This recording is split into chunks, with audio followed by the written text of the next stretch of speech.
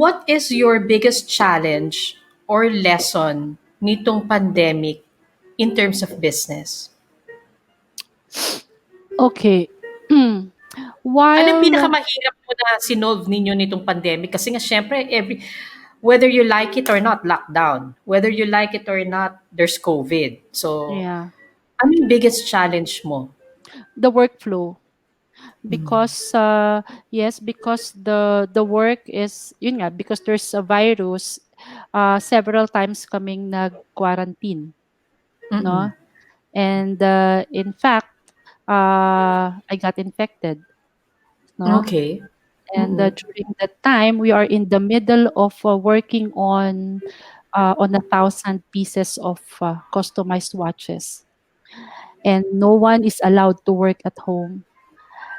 In the office, I mean, kasi we are in the home office, no? Mm-mm. So what should we do? The equipment are here. The Oh. printers are here. So we have to really divide the work, send all the Mm-mm. equipment and machines in our staff homes so that they can work from there. And then so parang nagkaroon kami bigla ng 4 locations. Ang paggawa kasi ng customized watch is it's a process, no? Just like when Mm-mm. you're coming up with a product, no? Mm-mm. Merong proseso na sinusunod. So, sunod-sunod 'yan, hindi puwedeng mauna yung isa. So, before the when we are not in quarantine, dito nangyayari lahat 'yan sa office, 'no? And then we Mm-mm. have watch technicians outside, pero binabalik pa rin 'yan dito. And suddenly, when I got infected, when some of our staff were exposed, naging PUI sila, suddenly nadi-disrupt yung work. And siyempre Mm-mm. kapag nagkaroon ng work disruption, nagkakaroon ng delays sa production. And the clients, nakakapagtaka nga 'no, during the pandemic, the clients are becoming more demanding. I don't know why. What do you mean by that? I don't know why. So, gusto nila gan'to, gan'tong date, ganyan, o ano, tapos nagiging mas makulit sila 'no, mas mag-follow up 'no. So yung So deadline mas ano pa sila, mas strict pa sila about the deadline? yes, and during the time when we are in the middle of that production, I was infected, I was in quarantine, so I was giving instruction from my bedroom, Wow. from our bedroom. And I Mm-mm. just thank the technology, no, but kailangan it has to be coordinated very well. So it was really a challenge, no, in terms of logistics for us. But thankfully, no, that I'm thankful also that we have very supportive staff, no, and Mm-mm. that's what we are always praying for. Kasi alam mo yung naniniwala kasi ako sa value of people, eh. Kasi Mm-mm. talagang Mm-mm. dun mo talaga napatunayan that they are really driving the results for you. Mm-mm. Oo, kasi Mm-mm. hindi ka makagalaw, eh. You are quarantined. So, who will do the action? Who will do the work? Sila Mm-mm. din talaga. So, Mm-mm. we're just so thankful for their dedication. Oo, sila din pabiyahe na-expose din sila. So, Mm-mm. yun talaga din yung pinaka-challenge that we had 'no, When during the was this? When was this? uh, last September lang. Last September. Na-deliver mo naman. Yeah, Na-deliver nyo. yes, we're able to deliver on time. Mm-mm. Judith, if if okay lang sa'yo, whatever's comfortable sa'yo, um, kasi syempre hindi ko pwedeng i-ignore yung sinabi mo na you got infected, no? You got the COVID, no? So, paano mo naman na-contract yung virus? On my first 2 days in the quarantine, I was Kasi, really sorry. Kasi yeah. kilala kita. You are a very OC person.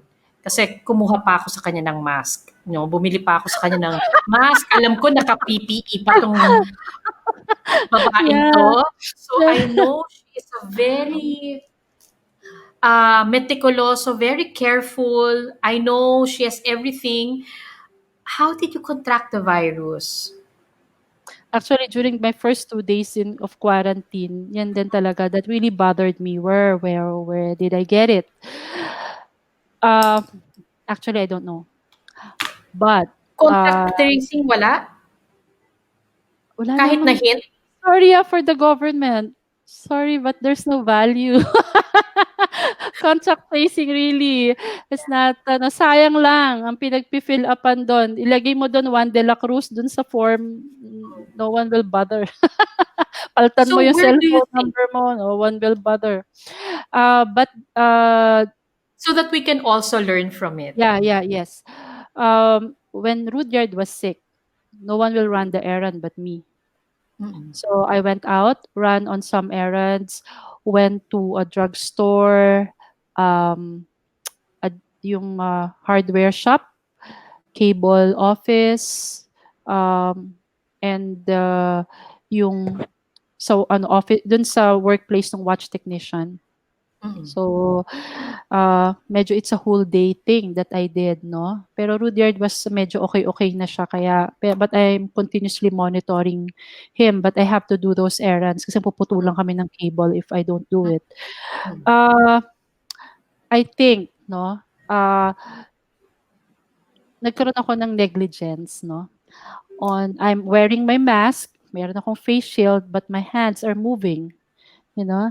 And, yung bills, ah puwedeng pag-stayan 'yun ng virus 'no, siyempre nahawakan 'yun ng iba-ibang tao.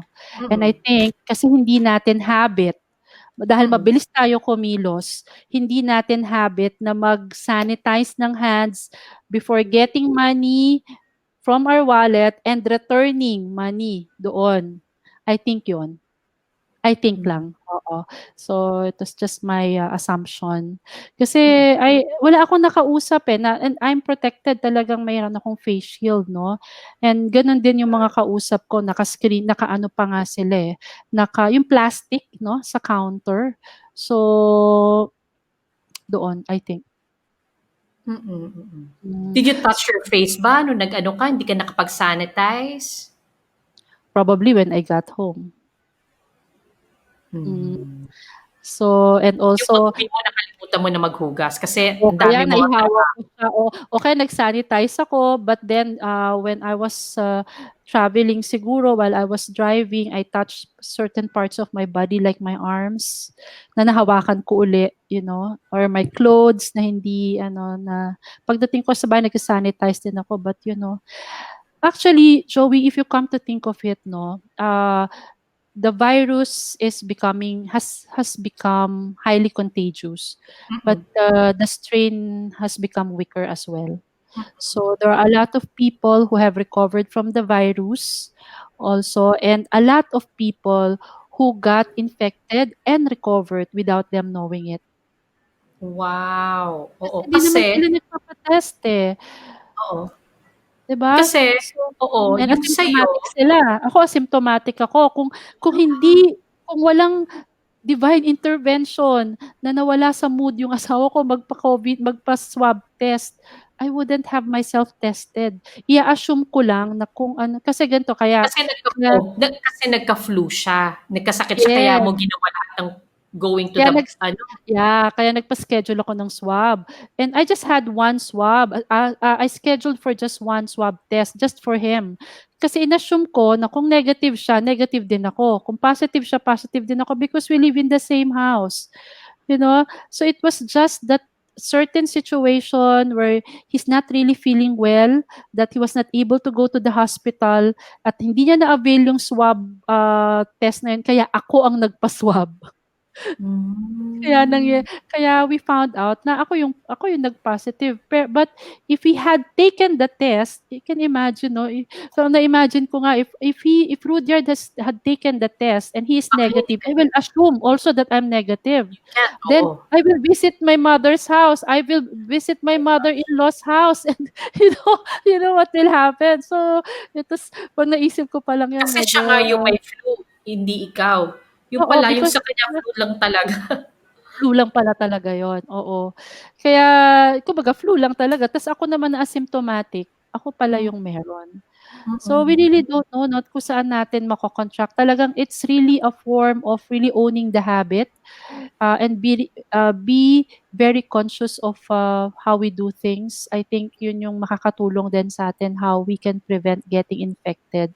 But the thing is, we really cannot prevent 'no, things from happening like getting infected, but we can always strengthen our immune system. So, I think yun yung nakatulong din sa akin during that time my immune system was up.